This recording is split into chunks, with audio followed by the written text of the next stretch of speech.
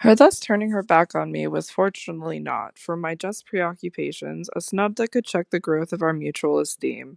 We met after I had brought home little Miles, more intimately than ever on the ground of my stupefaction, my general emotion.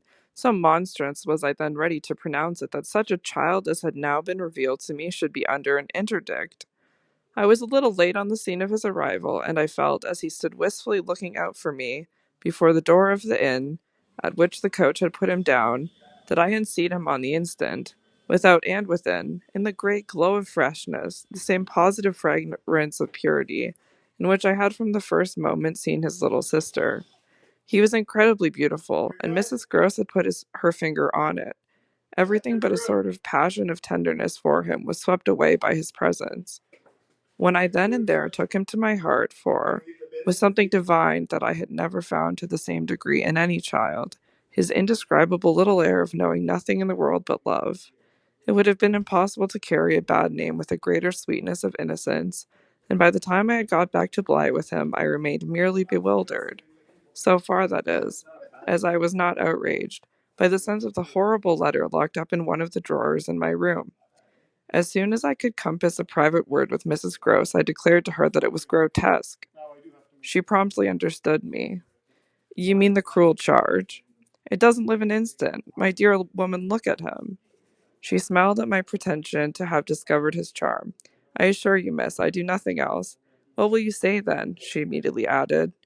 In answer to the letter, I had made up my mind. Nothing at all. And to his uncle, I was incisive. Nothing at all. And to the boy himself, I was wonderful. Nothing at all. She gave with her apron a great wipe to her mouth. Then I'll stand by you. We'll see it out. We'll see it out, I ardently echoed, giving her my hand to make it a vow. She held me there a moment, then whisked up her apron again with her detached hand. Would you mind, miss, if I used the freedom? To kiss me? No. I took the good creature in my arms, and after we had embraced like sisters, felt still more fortified and indignant. This, at all events, was for the time. A time so full that as I recall the way it went, it reminds me of all the art I now need to make it a little distinct. What I look back at with amazement is the situation I accepted. I had undertaken, with my companion, to see it out, and I was under a charm apparently that could smooth away the extent and the far and difficult connections of such an effort. I was lifted aloft on a great wave of infatuation and pity. I found it simple in my ignorance, my confusion, and perhaps my conceit, to assume that I could deal with a boy whose education for the world was all on the point of beginning. I am unable even to remember at this day what proposal I framed for the end of his holidays and the resumption of his studies. Lessons with me, indeed, that charming summer. We all had a theory that he was to have, but I now feel that for weeks the lessons must have been rather my own. I learnt something, at first certainly, that had not been one of the teachings of my small smothered life. Learnt to be amused, and even amusing, and not to think for the morrow. It was the first time, in a manner, that I had known space and air and freedom, all the music of summer and all the mystery of nature. And then there was consideration, and consideration was sweet. Oh, it was a trap, not designed but deep, to my imagination, to my delicacy, perhaps to my vanity, to whatever in me was most excitable. The best way to picture it all is to say that I was off my guard. They gave me so little trouble. They were of a gentleness so extraordinary. I used to speculate, but even this with a dim disconnectedness, as to how the rough future, for all futures are rough, would handle them and might bruise them. They had the bloom of health and happiness, and yet, as if I had been in charge of a pair of little grandees, of princes of the blood, for whom everything, to be right, would have to be fenced about and ordered and arranged.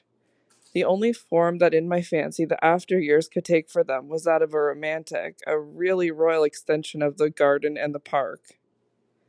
It may be, of course, above all, that what suddenly broke into this gives the previous time a charm of stillness, that hush in which something gathers and crouches.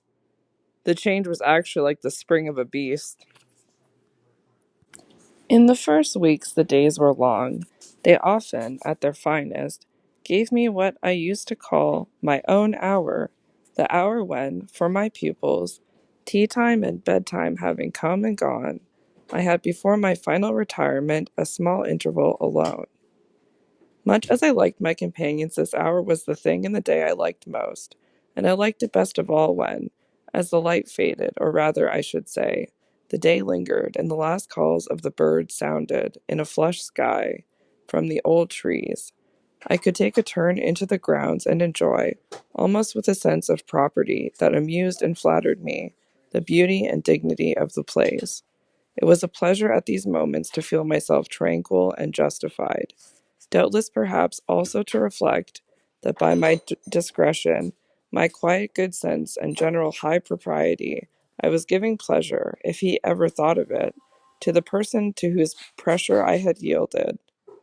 What I was doing was what he had earnestly hoped and directly asked of me, and that I could, after all, do it proved even a greater joy than I had expected. I dare say I fancied myself, in short, a remarkable young woman, and took comfort in the faith that this would more publicly appear. Well, I needed to be remarkable to offer a front to the remarkable things that presently gave their first sign. It was plump one afternoon, in the middle of my very hour. The children were tucked away, and I had come out for my stroll. One of the thoughts that, as I don't in the least shrink now from noting, used to be with me in these wanderings, was that it would be as charming as a charming story suddenly to meet someone. Someone would appear there at the turn of a path and would stand before me and smile and approve. I didn't ask more than that.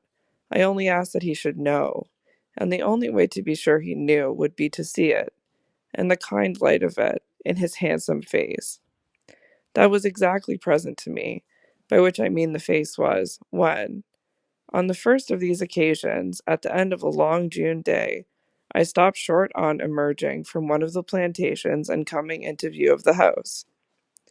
What arrested me on the spot, and with a shock much greater than any vision had allowed for, was the sense that my imagination had, in a flash, turned real. He did stand there, but high up, beyond the lawn, and at the very top of the tower to which, on the first morning, little Flora had conducted me.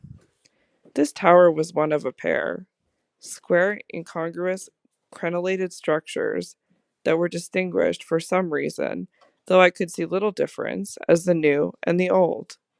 They flanked opposite ends of the house and were probably architectural absurdities, redeemed in a measure indeed, not by being wholly disengaged, nor of a height too pretentious, dating, in their gingerbread antiquity, from a romantic revival that was already a respectable past.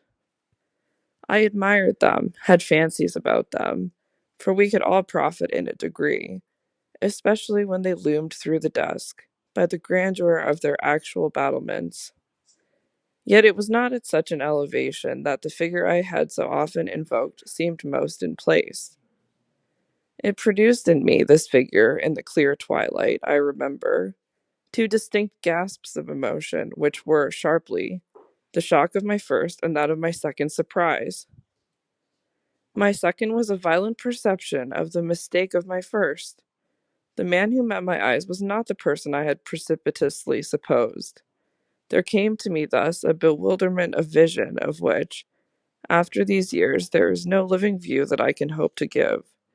An unknown man in a lonely place is a permitted object of fear to a young woman privately bred, and the figure that faced me was, a few more seconds assured me, as little anyone else I knew as it was the image that it had been in my mind. That had been in my mind. I had not seen it in Harley Street. I had not seen it anywhere. The place, moreover, in the strangest way of the world, had on one instant, and by the very fact of its appearance, become a solitude.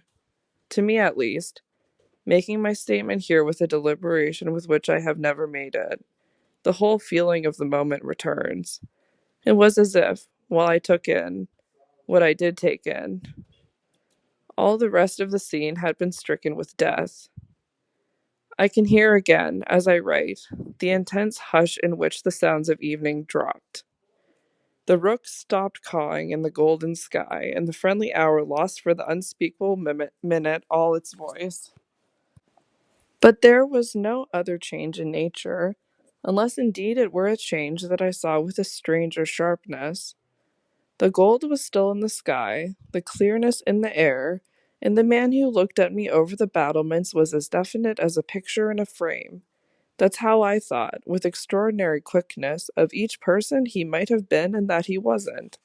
We were confronted across our distance quite long enough for me to ask myself with intensity who then he was and to feel, as an effect of my inability to say, a wonder that in a few seconds more became intense.